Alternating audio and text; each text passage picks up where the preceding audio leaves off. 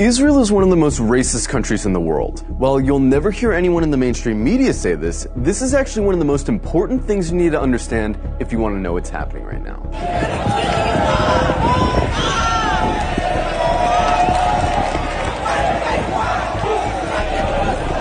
From its inception, the whole idea of Israel as a country was based on racism.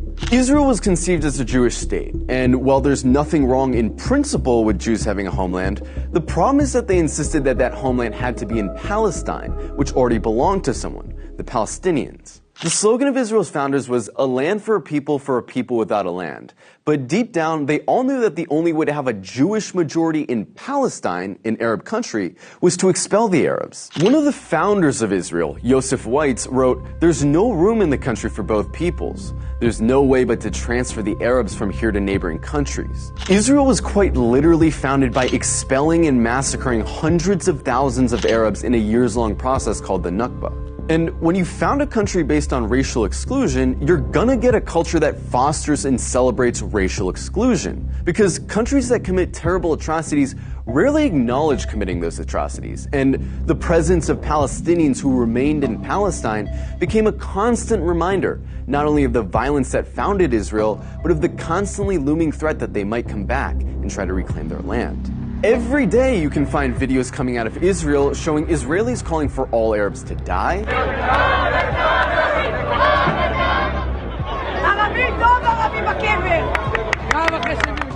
insulting the Prophet Muhammad,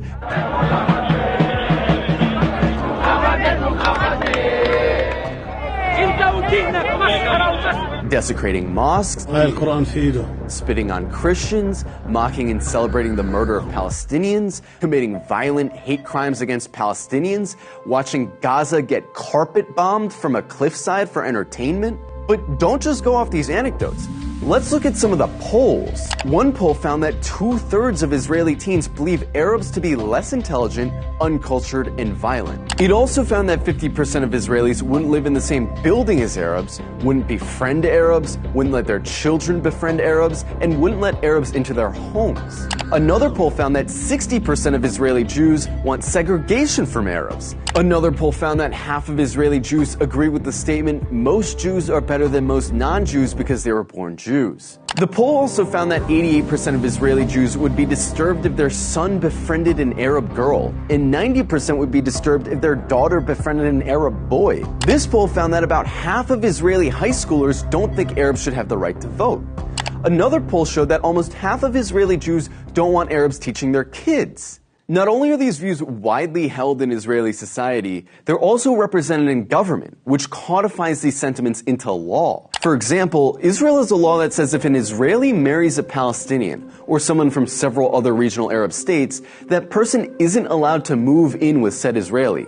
This law was passed in 2003, but it's been renewed every single year since. Israel also doesn't allow interreligious marriage to be performed in the country, which is meant to deter Jews from marrying non-Jews. In 2018, Israel passed the nation-state law, a law which has constitutional status, which says the right to exercise national self-determination, i.e. have rights, is the exclusive right of Jews, no one else. There's also the Nakba law, which makes it illegal to acknowledge the Nakba, the expulsions of Palestinians that were needed to found Israel. This would be like passing a law to make it illegal to talk about indigenous genocide or slavery in America. There's also the Admissions Committee law, which basically allows towns to operate panels that deny applications for entry based on socio-cultural compatibility, which essentially just legalizes racist housing discrimination. In Israel, advocating genocide of Palestinians doesn't hurt your chances of holding a high position in government. And in fact, in many cases, it helps. In 2014, Israeli lawmaker Ayelet Shaked wrote an unhinged rant on Facebook, calling all Palestinians enemy combatants and saying their mothers should be killed for giving birth to, quote, little snakes. The next year, she was appointed Minister of Justice by Benjamin Netanyahu. Itamar Ben-Gvir, a lifelong admirer of Meir Kahane, an Arab exterminationist, a man who praised a Jewish settler who killed a Palestinian for throwing a rock at him, a man who was famously acquitted after being criminally charged for chanting death to Arabs, is Israel's current Minister of National Security. He's not some fringe figure either. He's one of the most popular politicians in Israel right now. In the last few days, Israel's been working hard to cast itself as the victim of hatred, the victim of terrorism, the victim of anti-Semitism, that they have no choice but to lay siege to Gaza. But underneath this carefully concocted victim complex is a racist, Jewish supremacist state that's been trying to finish the job that the Nakba started for decades. And really, this shouldn't come as a surprise to anyone. After all, they're literally cutting off water and electricity to a city of 2 million people right now. Their generals talk openly about flattening Gaza and killing the animals, meaning Palestinians. It's obvious their goal is genocide.